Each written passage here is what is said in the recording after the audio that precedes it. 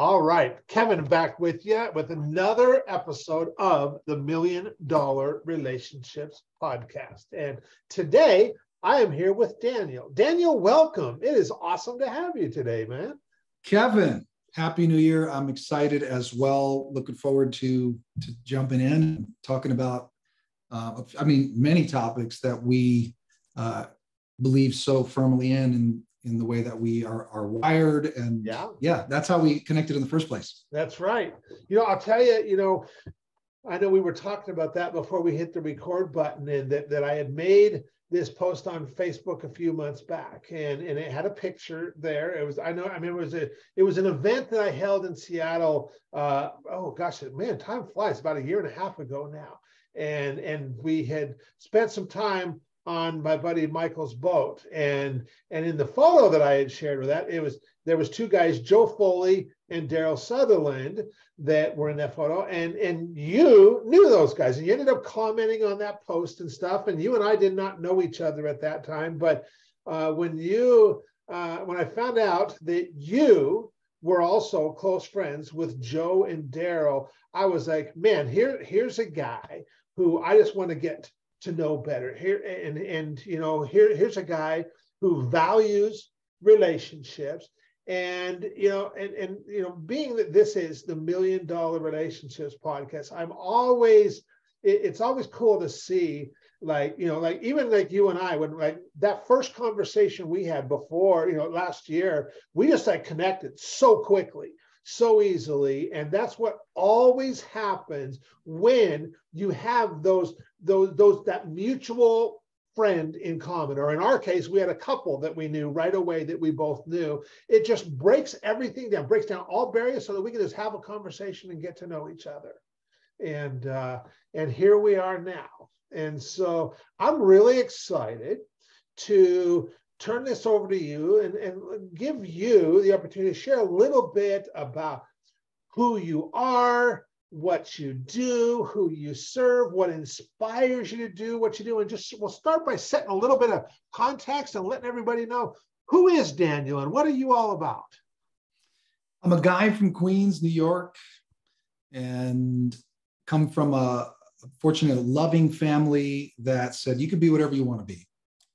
My sister's a teacher, very happy. My brother is working in the corporate world in marketing space. And I went the entrepreneur route and really started as an artist, a singing background, a DJ background, a performance background. That's the world I come from. And I really took a liking to this thing of entrepreneurship. I know back in the day, that was the bad word. Now it's got a cooler ring to it. Mm-hmm. And, it led me down the path of wait, there's so much potential as an entrepreneur, but I didn't learn how to do any of this in school. So just, kind of led me down to trying to figure things out my way, and, just super blessed. So I don't know if you want me to kind of continue or if you want to dive in this specific question. Yeah, share a little bit about your business, and because you've gone through an evolution and stuff too, for sure. Yeah, so definitely. Share a little bit about that.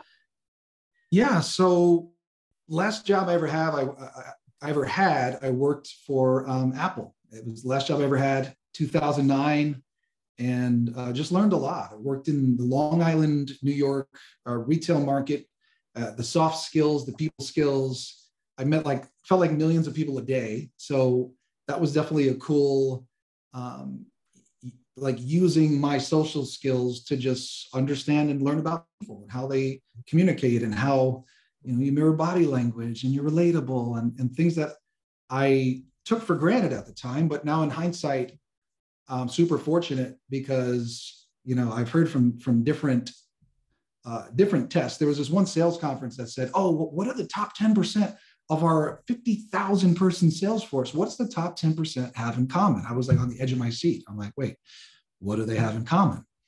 And it was that they were either only of a high school graduation or they had 3 years retail experience. Oh.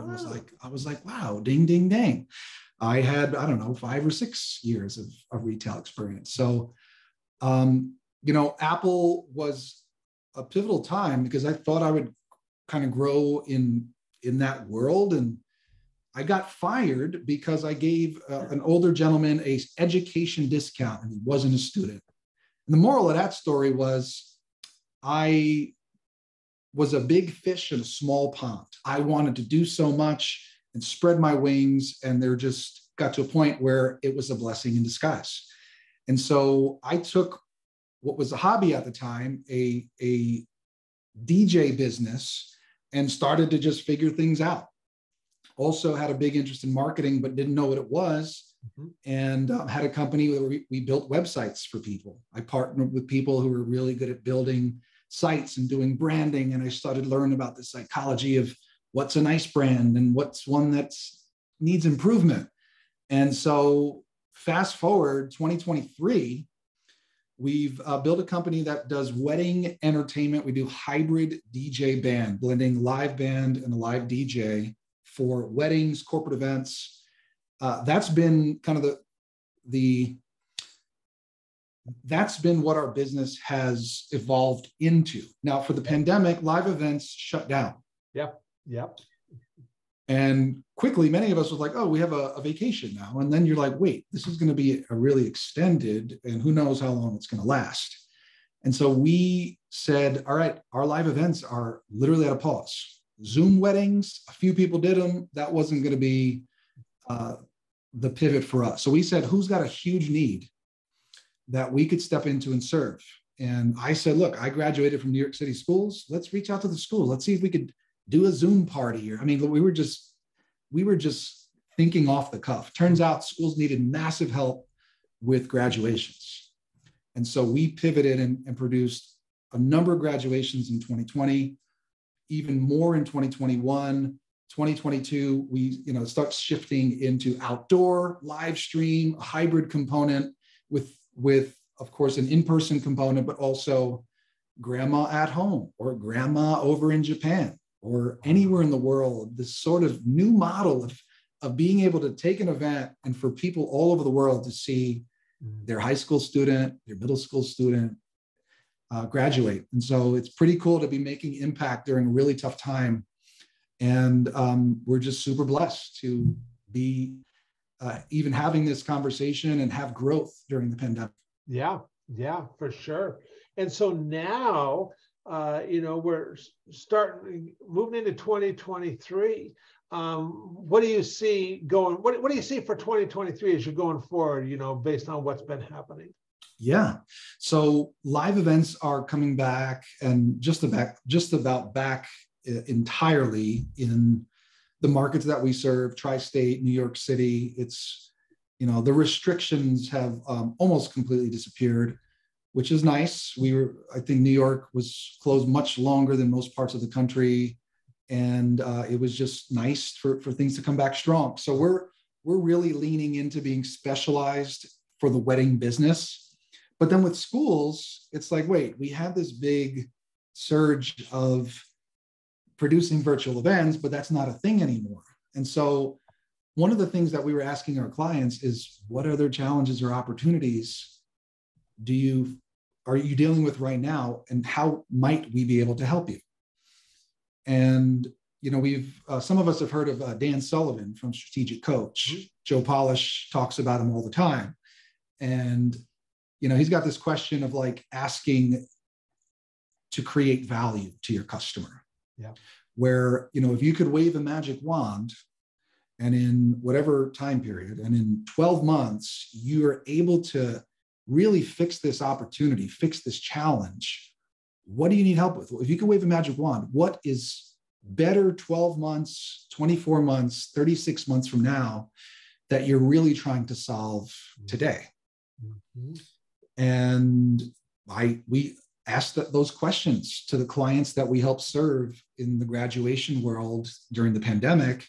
And they're like, look, recruitment is a space that we're really trying to ramp up. People are transitioning to private schools, to charter schools. They're moving out of New York. How do we bring appeal to our schools? And we started producing two types of videos. One of them was documentary style essence videos for these schools. And the newest one that has received really good feedback is animated stories that show in an animated format. We've already done a couple for middle schools, what it's like and what kind of results a school gives to a student. So it's like a 3-minute story that highlights all the elements of the school, and even a time lapse showing what success can look like for those students. So like one of the stories, for example, was we followed 3 students, and one was in the baking program with school, other one was in a dance program with school, another one was in a drumming program. Okay. And then we fast forward at the end, and they're all grown up. One's a drummer on stage at a concert, another one's a dancer on Broadway, and another one is an entrepreneur, the baker, selling his secret sauce on TV, right? And so we're just asking questions to create value to the customers that we've helped. And we think we're onto something. We think that there's tremendous opportunity with that. So we're just continuing to adapt to the way the world is presenting, and really trying to create value in what I just shared there. You know, what you just shared there was absolutely brilliant. Just by asking questions of those we serve about how we can best be of help, how we can best be of service to them. I mean, I do that all the time in my world, have been for years. And it is hands down one of the most valuable things that we can do, you know, because they're going to tell us. And so I got the idea from a friend named Genevieve Boss. She's got a financial tech company called Poplar. She's part of this guy, Leo Weinstein, really giving people. I met them through Genius Network, a group out of Arizona. And she was like, hey, so a friend of mine created a podcast and interviewed CEOs that were in that industry and asked them the question that I just shared on this podcast with you, Kevin, which is, what do you need solved in 1 to 3 years? That's the quick version of it. Yep. And how, you know, if you could wave a magic wand, what would it look like? And she told me that after, I don't know the numbers, I'm just going to give you the essence of the story, but after, we'll call it dozens of interviews with this type of executive in a financial type of company in that niche, that guy built a SaaS, a software as a service company, to solve the needs of what all of those people said of what they needed, and then sold the company in a couple of years for a large multiple. Yeah.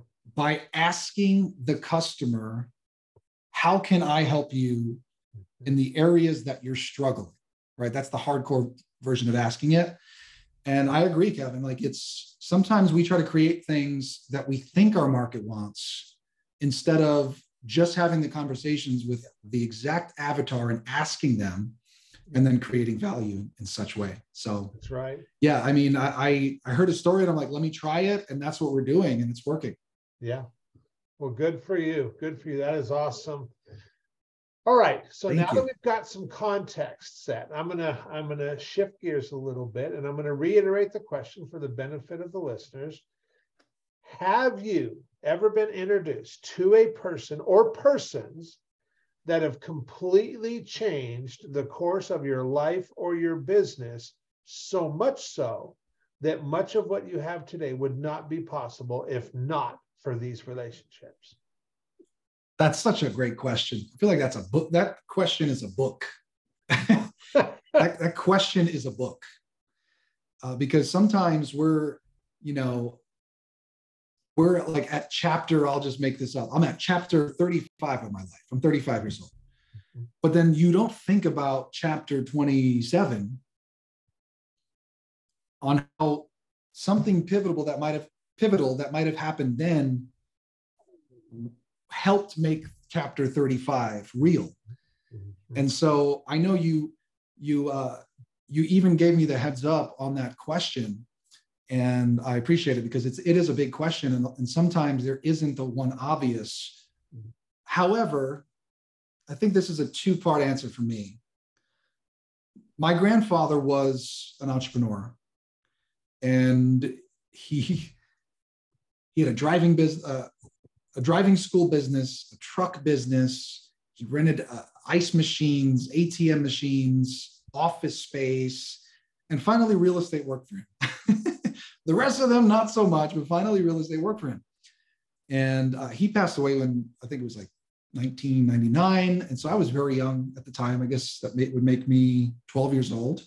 Mm-hmm. And I never said, oh, I want to be an entrepreneur, I want to run my own business. But I started to realize, like, wait, I'm kind of wired like him in a lot of ways. I got this genuine curiosity. I'm just always curious. My mother's always like going with the flow and trying to figure things out. And I definitely get the social component of who I am from my mom. She's the one who walked up to the police officers in Times Square. They were on a horse and said, "Hi, officer, could my son sit on your lap for a photograph?" Like, that's my mom, right? She invites herself into scenarios that most people are completely open arms about. But many people would be extremely awkward to ask a police officer on a horse if their young son can get on the horse with a cop. So she's always been this, like, making uncomfortable scenarios uncomfortable for the family, but it opening doors in a lot of ways. Mm-hmm. You know, there's no tables in the restaurant for 5 hours. Oh, guys, I'm going to go in and get us a table. Like that was my mom. Mm-hmm. And so everything is figure outable. Marie Forleo recently did a talk on that. Everything is figure outable started to become something that I started to realize, my mom is figuring all these things out where my dad's like, honey, I don't know why you're doing this, but okay, fine. And then she gets the upgrade, right? She gets things to happen. And so that's something that I watched my entire life.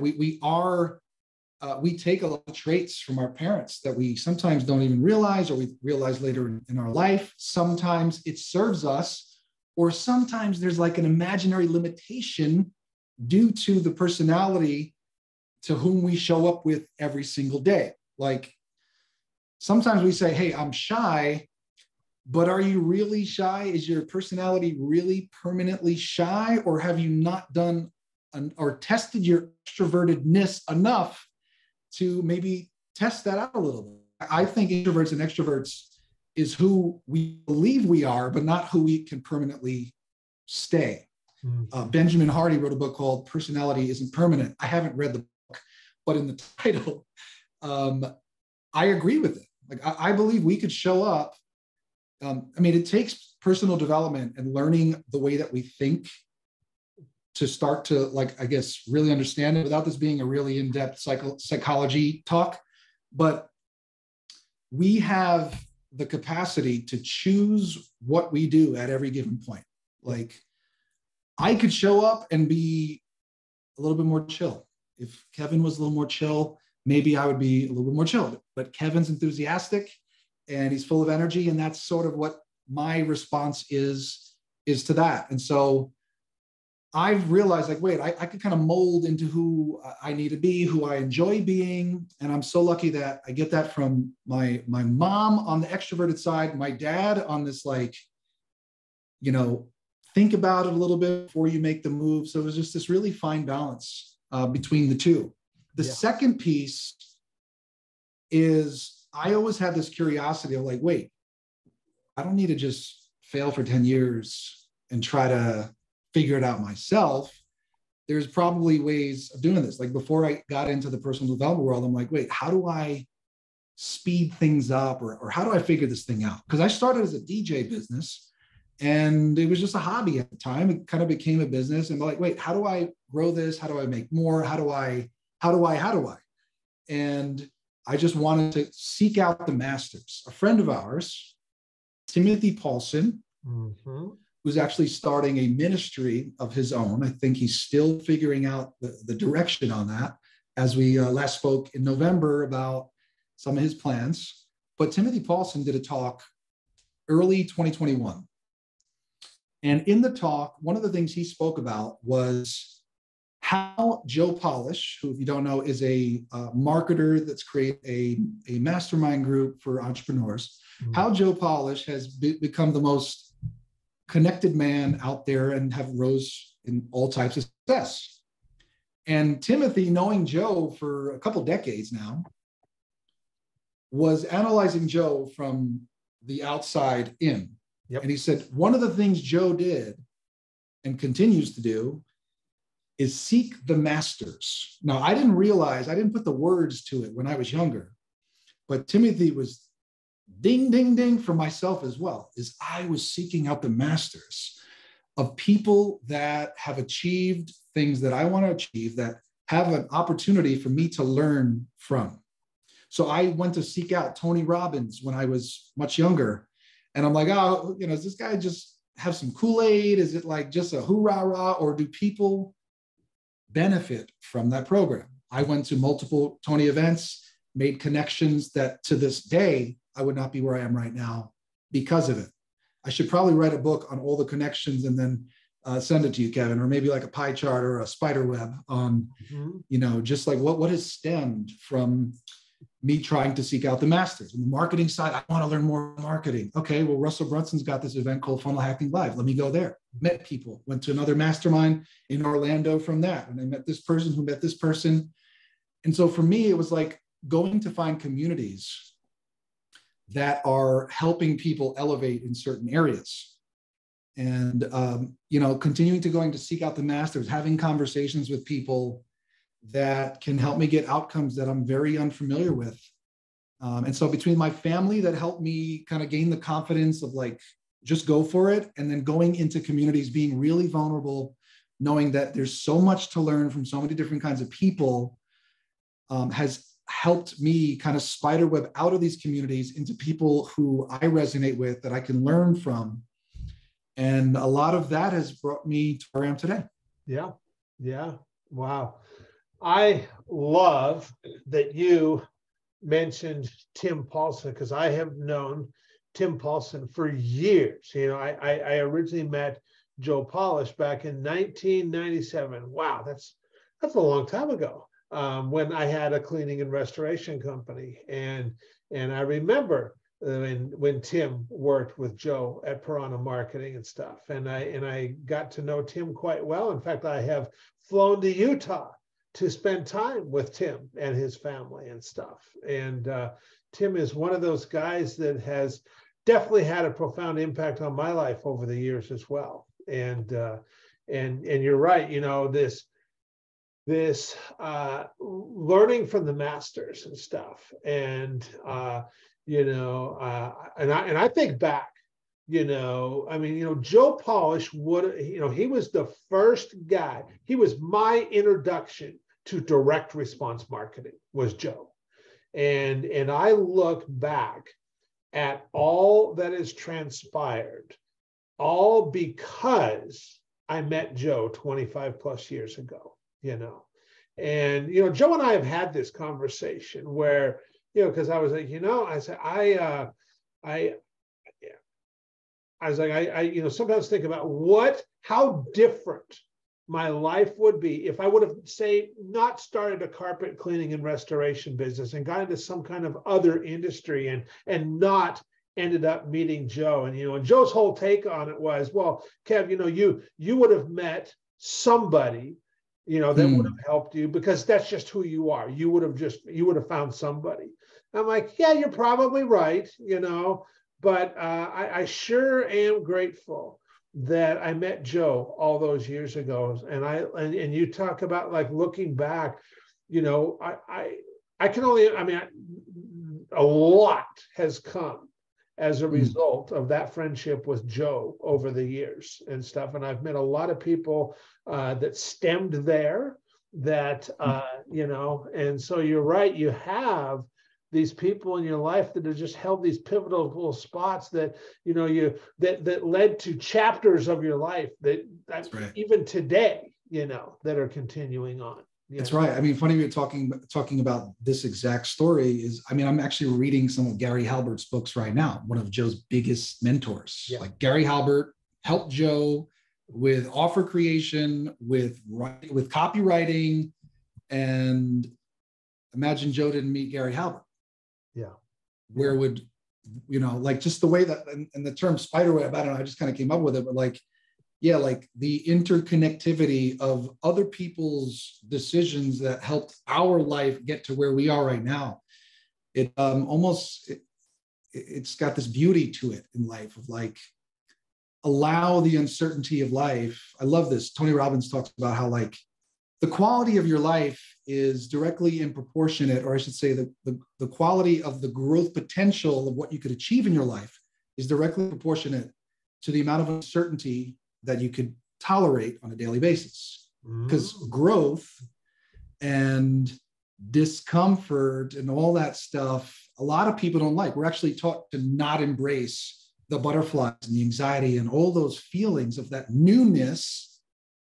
But many entrepreneurs learn to use that to their advantage, because when you're taking those butterflies inside of you and leveraging them into this is what growth feels like, incredible things come from it. I'm sure you would agree. Like when you're doing things and you're meeting new people, or, oh, a famous name, but treating them like a human, it feels uncomfortable, but let me lean into it.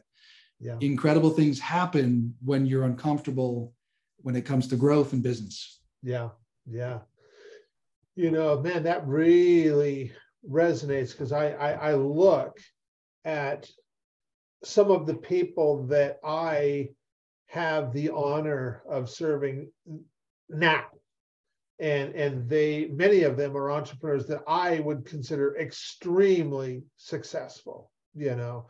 And there was a time where entrepreneurs of that caliber, I tended to put them on a pedestal and think that like, oh, well, what value could you possibly bring to somebody like that? They're already so successful. They're already so well connected. You know, whatever stuff we would tell ourselves, you know, and yet now, and you're right. At first, it's a little bit, you know, we have to have a little bit of courage. We have to have a little bit of courage to just, you know, have those conversations. And I remember, you know, I remember distinctly one conversation in particular where I did step out of my comfort zone big time. I was like really uncomfortable. I knew this guy and we had a friendship. And actually you mentioned Dan Sullivan. That's one of the places I met him, was in Strategic Coach. We spent time together at Strategic Coach. And I remember the first time I had a conversation with him about what I was doing and kind of thinking like, I don't know if I could really help him. I don't know if he would even see value in this or not. But when I talked to him about it, he's like, wow, Kev, that sounds really great. Yeah, I'd love to be a part of that. And I was like, whoa. You know, so that's such an important learning. So if you're listening or watching this, what story are you telling yourself that is fully fabricated in your brain? Yep. That's holding you back. That's so if Kevin didn't ask so-and-so buddy because he thought the offer was not worthy of this person who he puts at a higher level's worth or time, that never would have happened. So what story are we telling us all the time? I do this all the time. Like I'll like coach myself because I'm still human. And I've done a lot of coaching. I coach others, but I told my wife, I'm like, oh, you know, I think this client's not going to want to get on a video testimonial for whatever reason, right? The story I tell myself, like I like to interview clients on Zoom like this, and then we cut it down into like a 3-minute video, and like that's like a cool testimonial that we share. And I'm like, oh, I don't know this client. They're like involved in government and like judge and law stuff, and I don't think they're going to do it. But I'm going to do it anyway, right? Because that story is false. It's just make-believe stories. So don't let the make-believe stories hold you back. I'm like, all right, I'm just going to send it anyway. If he says no, it's just a little bit of no. Yeah. He said, of course, we'll do the interview. And would you like some of our guests who were at this important event to do an interview as well? And then you can make a video of not only us, who was the couple that got married, but all of our guests saying how great your services were. That's awesome. So it went from, oh, I don't think this person's going to want to do it, to this is going to be the coolest video ever in the form of a testimonial. Yeah. And so that's the first one that popped into mind, but really, really big lesson right there for anybody out there that's got this story of what they think is true, but it's really not, because it's just the story you think it is, but not really what the outcome will ultimately be. There's plenty of stories I'm sure Kevin and I could tell you of like, wait, this is probably not going to go the way I'd like it to. And it does. And you're like so surprised. Yeah. Or let me slip the $20 bill and try to get a table. It's probably not going to work, but maybe it does. And I had gotten tables for, silly things like that. Yeah, for sure. Yeah. Good stuff. Well, Daniel, for anybody listening to this, that's like, man, Kev, I just really like Daniel. I like the way he shows up. I love what he's all about. Are there any resources? Can they find out more about just the work that you're doing? Is there anything you want to share? Anything you want to share? I just want to leave it open there. Yeah. So our company is a DLE group. Okay. The Daniel Linares Entertainment. We shrunk it down to DLE Event Group. You can Google us. It's also .com. I'm launching a mastermind for event professionals that are looking to not only grow their business, but be more intentional about the joy that they're creating in their personal life. So anybody who's in the event world that is looking for a tribe, I'm doing something very unique for that industry. It's called the Event Pro Inner Circle. And just reach out to me. I'm DanielLinares.com is my website, and would love to connect, would love to share any value of anybody out there that's looking to do good for the world and bring impact. Awesome. Well, Daniel, I want to thank you so much for taking the time to have this conversation today. Really appreciate it. And thank you very much. Thank you, Kevin. I love what we spoke about today, and I'm glad it's a near and dear thing that we share around relationships and giving and connecting and the beauty of life. So cheers, man. Thanks for having me. Absolutely.